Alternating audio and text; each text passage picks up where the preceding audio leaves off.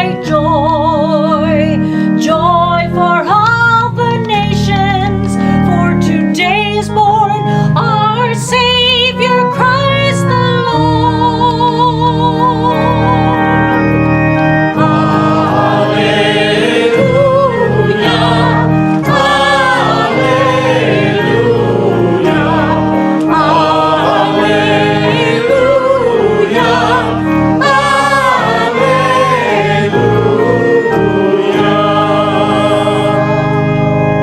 My brothers and sisters, the Lord is with you. And also with you. A reading from the Holy Gospel according to John. Glory to you, Lord.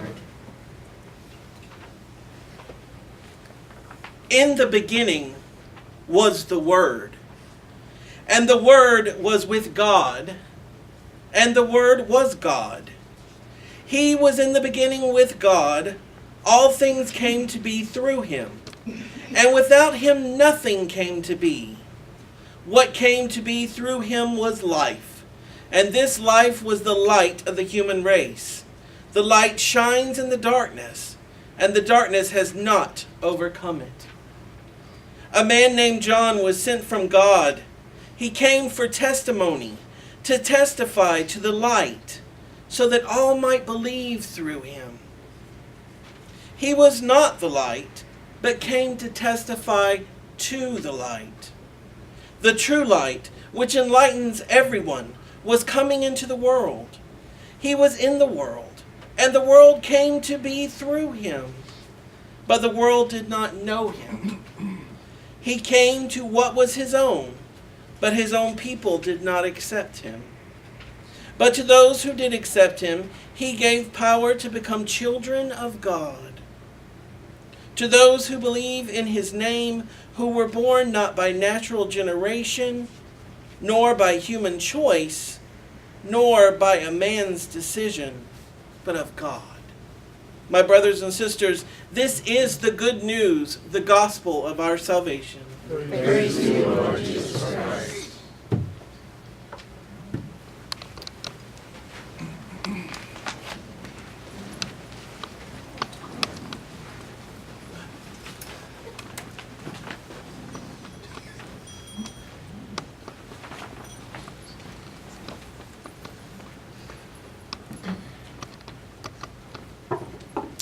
Good evening.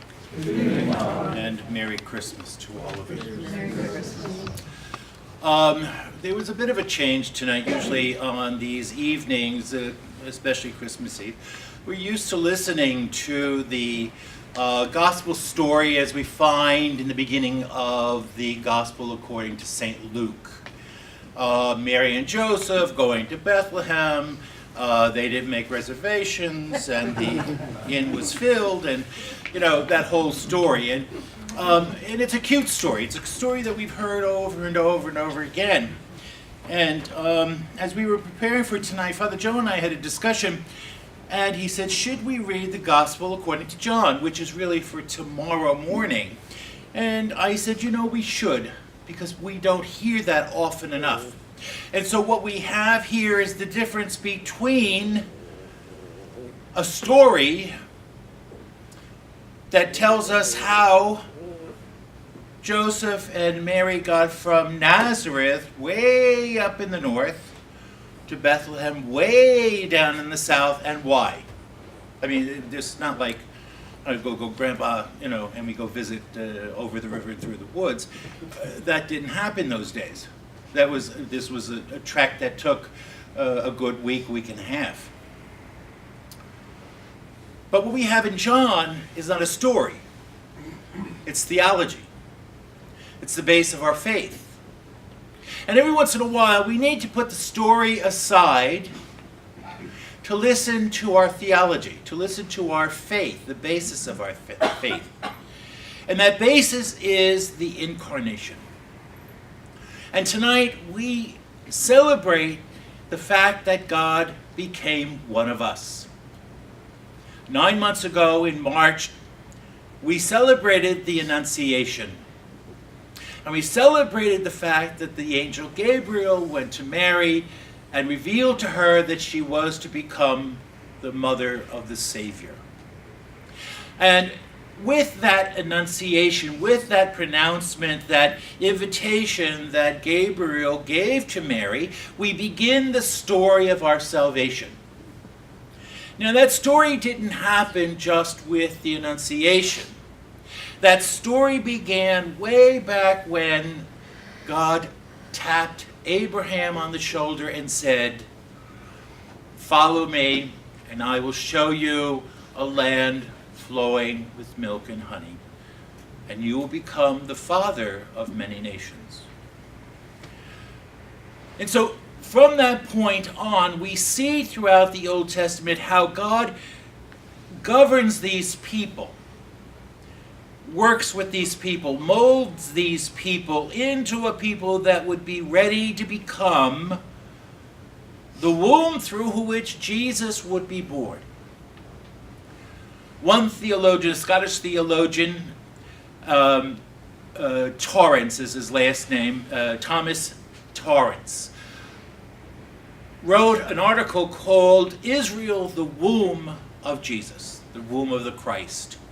And he works in the Old Testament to show us how throughout the Old Testament God molds these people to become the medium through which the Savior is to be born. And so tonight we reach that culmination. We reach that point where now the child has developed full term and now is to be born in Bethlehem to fulfill what the scriptures have said, "In you, Bethlehem Ephratah, too small to be of great value among the clans of Judah, but from you shall come the Savior." And so we have this situation. We have this people who are basically slave mentality. They have no education, they have no theology, they have nothing but a promise that this man Moses is saying, "Follow me into the desert." And after 40 years, he has to say, "I know, boys, trust me, it's around here somewhere," because they couldn't find the promised land, or they didn't know where to look for it. Or maybe God was saying, "You're not ready to enter into the promised land." And so we have these times in the Old Testament where we see these interventions of God coming mightily upon the earth. And we call those theophanies, God being manifested. And one of the major ones is when we see the people at the base of Mount Sinai. And Moses had already gone up there a couple of times to speak with God. And he calls the people together and he says, "Come follow me up the mountain. God wishes to speak to you."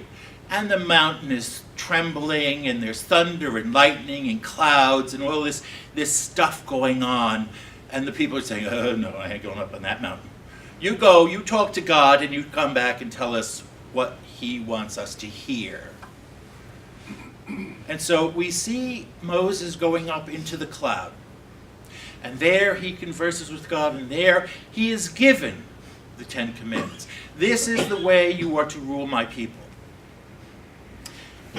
As I said before, 9 months ago tonight, we celebrated the feast of the Annunciation. And Mary, in her own way, now here again it's a story. We don't have reporters, we don't have video, we don't have snapshots of what took place, but we do have a story of somehow God intervening in the life of this young woman, and through her yes, through her saying yes to the angel, saying yes to God's will, saying yes to whatever, she brings forth the Savior.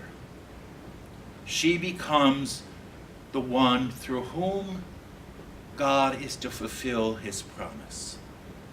And so we see in both these situations, Moses going up on Mount Sinai, receiving the law into the cloud, Moses going up to the cloud, and yet we see the same situation of God coming to visit his people, God entering into, breaking into our history in a dramatic way. But Mary doesn't have to climb a mountain. God comes down to her. In an article I read, and I just happen to have a copy, lest I get this wrong. Stephen Bale, who writes for a Catholic online, said, "So what was the cloud that overshadowed Mary? This was nothing less than the same cloud of fire and thunder that consumed the top of Mount Sinai. What was received by an entire mountain in the Old Testament was, in the New Testament, absorbed in the person of Mary." So all this theophany, all this thunder, all this lightning, all this experience of God's presence on the mountain was absorbed into the person of Mary. Absorbed into her. The Old Testament, Moses has to ascend the mountain of God. In the Annunciation, the cloud of fire descends to Mary. Such was the power of her faith, the fullness of her grace, and her humble acceptance of what God has planned for her. And that's what we're celebrating. Mary's yes. And so tonight we come on Christmas Eve, and each one of us coming with our own variety of traditions, our own variety of experiences of this night. Some people will open gifts tonight. Some people will wait until the morning. Some people have 7 fishes. Some people will have beef bourguignon, whatever. But we see that there are a variety of different experiences of this one particular night. But what is hallmark about all of them is the fact that God became one of us. And that's why we read this tonight. That's why we read this proclamation of John. In the beginning was the Word, and the Word was with God, and the Word was God. The Word was God. So here we're not saying that the Father and the Word are two separate. The Word was God. And it is this God who ascends or descends upon Mary to make her his dwelling place. And it is in that experience that Mary then lives out her whole existence by saying yes. Mary didn't know what was going to happen that day, 9 months before today, before she gave birth. She had no idea what suffering God had intended to her, but Simeon did. That old prophet that she met in the temple where he says, "And your own heart will be pierced with a sword, so the thoughts of many shall be laid bare." So the thoughts of many shall be laid bare. But you will have to suffer. You will have to suffer. Because this child is destined to the rise and the fall of many in Israel. And so tonight it's not just a feast of giving and eating and celebrating, although that's part of it. But what we forget to mention so often when we listen to that cute little story about Mary and Joseph, the baby, the donkey, the sheep, and the ox, and the whatever, is the fact God became man. Not because of anything that we have done. Not because of any merit that we have that God says, well, I better do this. No. Because God so loved the world that in the fullness of time, as St. Paul tells us over and over again, he sent his only Son that we might have life and have it to the full. So let this Christmas be a Christmas of celebration and of joy, but keeping in mind that Emmanuel has visited us. God is with us. And whether we like it or not, he's here to stay. Merry Christmas. Merry Christmas.